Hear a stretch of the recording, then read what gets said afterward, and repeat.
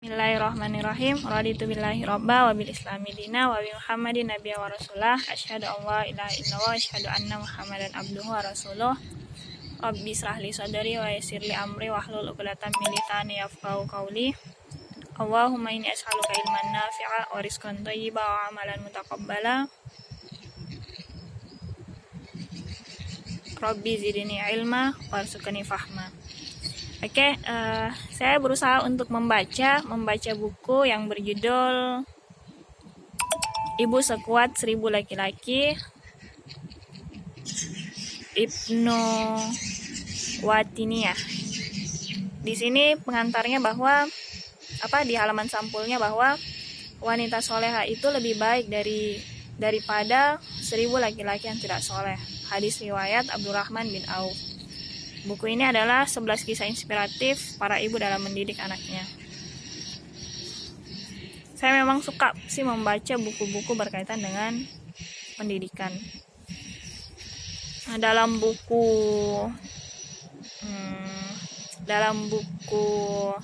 Adab Murid dan Guru dikatakan bahwa ku anfusakum wa ahlikum naro. Quran surah At-Tahrim ayat ke-6. Ditafsirkan bahwa didiklah mereka dengan ilmu dan ajarkanlah adab.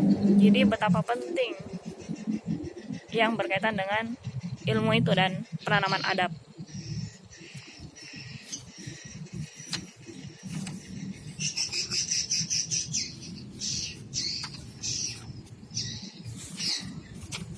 Oke, kita baca dulu. Tambahan kenapa buku ini saya berusaha untuk baca, karena memang saya menganggap bahwa isi daripada buku ini memang adalah bentuk keteladanan dan memang sangat-sangat penting kali ya, ataupun berbobot begitu. Oke, mari kita baca. 1. Siapakah ibu yang sekuat 1000 laki-laki itu? Hingga saat ini banyak orang yang kagum pada kecerdasan dan kesolehan para sahabat Rasulullah SAW. Sebut saja Zaid bin Thabit yang diberi mandat oleh Rasulullah dan sebagai sekretaris pribadi beliau. Mandat ini diberikan karena kepiawaian dan kecerdasan dalam menghafal Al-Quran, menguasai bahasa Ibrani yang ia pelajari hanya dalam 15 hari, dan ketepatannya dalam menghafal pelajaran lainnya. Begitu juga kita takjub dengan sahabat Anas bin Malik serta saudara-saudaranya. Ia dan saudara-saudaranya bukan hanya menghafal Al-Quran dan menguasai banyak hadis, tapi juga memberikan kontribusi besar dalam bidang akhlak dan keilmuan yang di kemudian hari dampak positifnya sungguh luar biasa. Darinya banyak melahirkan para ulama cerdas dan soleh.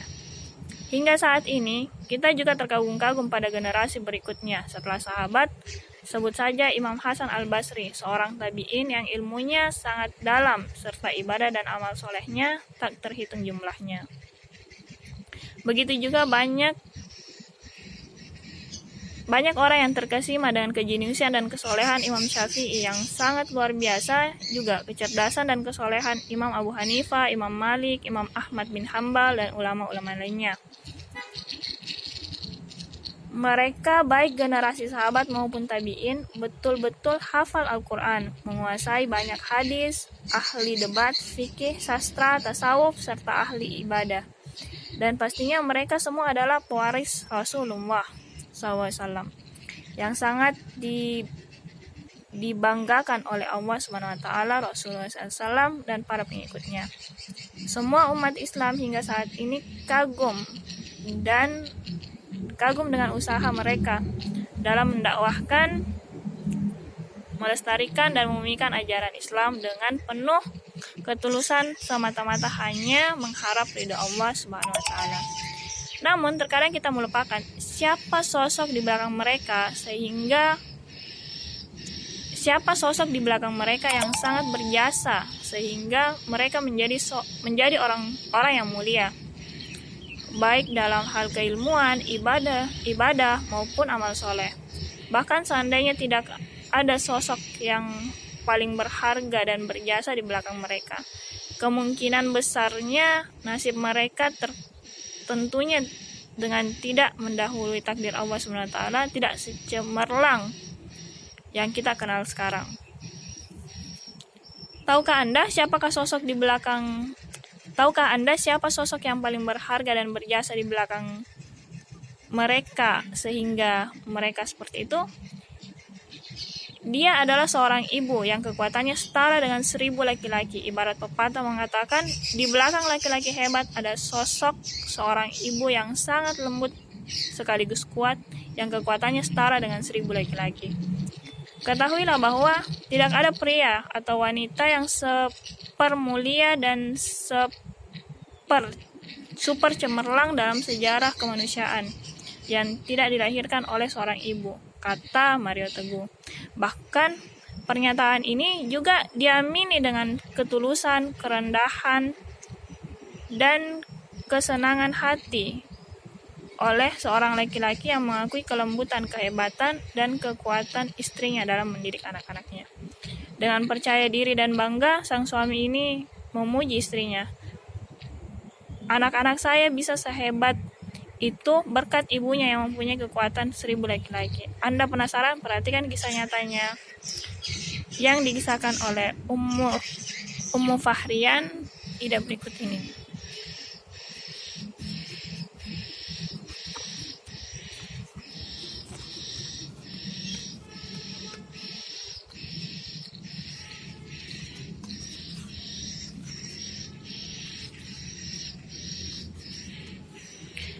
Suatu sore di sebuah masjid di perkampungan Mesir, seorang guru mengaji sedang mengajarkan murid-muridnya membaca Al-Quran. Mereka duduk melingkar dan berkelompok. Tiba-tiba masuk seorang anak kecil yang ingin bergabung di lingkaran mereka. Usianya kira-kira 9 tahun. Sebelum menempatkannya dalam satu kelompok, sang guru ingin mengetahui kemampuannya. Dengan senyumnya yang lembut, ia berkata kepada anak yang baru masuk tadi, "Adakah surat yang kamu hafal dalam Al-Quran?" "Ya," jawab anak itu singkat. "Kalau begitu, coba bacakan salah satu surat dari Juz Amma," pinta sang guru. Anak itu lalu membacakan beberapa surat dengan fasih dan benar. Merasa anak tersebut punya kelebihan, guru itu bertanya lagi, "Apakah kamu hafal surat Tabarak, Al-Mulk?" "Ya," jawabnya lagi. Ia pun segera membacanya dan sangat baik dan lancar. Guru itu pun kagum dengan kemampuan hafalan si anak, meski usianya terlihat lebih belia dibandingkan murid-muridnya. Dia pun coba bertanya lebih jauh, "Kamu hafal surah An-Nahl?" Ternyata anak itu pun membacanya dengan sangat lancar, sehingga kekagumannya semakin bertambah. Lalu ia pun mengujinya dengan surat-surat yang lebih panjang. "Apakah kamu hafal surah Al-Baqarah?" Anak itu kembali mengiyakan dan langsung membacanya tanpa sedikit pun kesalahan. Rasa penasarannya itu ditutup dengan pertanyaan terakhir, "Anakku, apakah kamu hafal Al-Quran?" "Ya," tutur polosnya. Mendengar jawaban itu, seketika ia mengucapkan, "Subhanallah wa masya Allah, tabarakallah." Saat hari menjelang maghrib, sebelum guru tersebut membubarkan anak-anak mengaji, secara khusus ia berpesan kepada murid barunya, "Besok kalau kamu datang kembali ke masjid ini, tolong ajak juga orang tuamu. Aku ingin berkenalan dengannya." Esok harinya, ia kembali datang ke masjid. Kali ini, ia bersama ayahnya. Melihat ayah dari anak tersebut, sang guru bertambah penasaran, karena sosoknya sama sekali tidak memberi kesan alim, terhormat, dan pandai. Belum sempat ia bertanya, ayah si anak sudah menjawab keheranannya terlebih dahulu, "Aku tahu, mungkin Anda tidak percaya bahwa aku ini adalah ayah dari anak itu. Tapi rasa heran Anda akan aku jawab bahwa di belakang ini ada seorang ibu yang sekuat 1000 laki-laki. Aku katakan pada Anda bahwa di rumah aku masih punya 3 anak lagi yang semuanya hafal Al-Quran. Anak perempuanku yang kecil berusia 4 tahun sekarang sudah hafal Juz Amma." Bagaimana ibunya bisa melakukan itu? Tanya si guru tanpa bisa menyembunyikan kekagumannya. Ibu mereka ketika anak-anaknya sudah mulai bisa bicara, ia mulai membimbingnya menghafal Al-Quran dan selalu memotivasi mereka melakukan itu. Tak pernah berhenti dan tak pernah bosan. Dia selalu katakan kepada mereka, siapa yang hafal lebih dulu, dialah yang menentukan makan malam ini. Siapa yang lebih cepat mengulangi hafalannya, dialah yang berhak memilih kemana kita berlibur pekan depan. Dan siapa yang paling dulu hatamkan hafalannya, dialah yang menentukan kemana kita jalan-jalan saat liburan nanti. Itulah yang selalu dikatakan ibunya, sehingga tercipta semangat bersaing di antara mereka untuk memperbanyak dan mengulang-ulang hafalan Al-Qurannya. Jelas si ayah memuji istrinya.